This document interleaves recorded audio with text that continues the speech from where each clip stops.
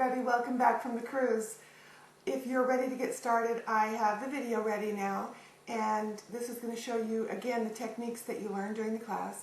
If you weren't on the cruise and you bought the pattern anyway, you might want to just review this because seeing how the techniques are done really helps. The first thing those of you who are on the cruise need to do is go through and figure out what you have left that you have to create.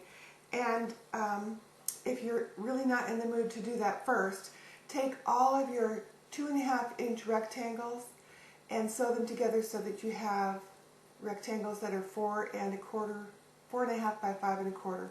So those are ready to go.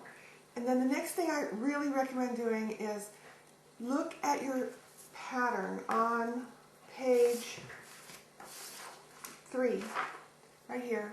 Right here is a key, and it tells you how many of each unit you need to make to complete this quilt.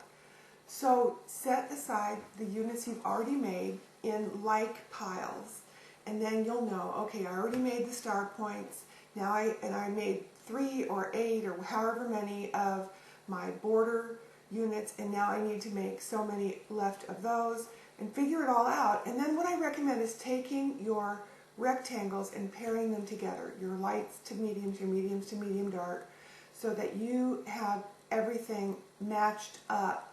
Because here's the deal, when you are going through your mediums and your medium darks, many of the same fabrics are in both piles.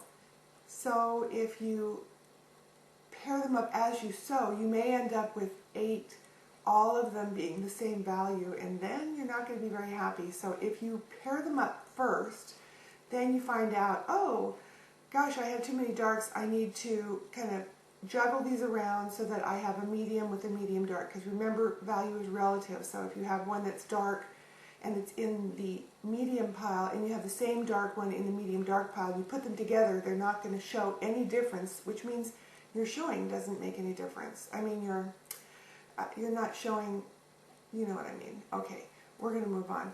I want to show you again how to draw the 45-degree angled lines to make your half square triangles out of the rectangles.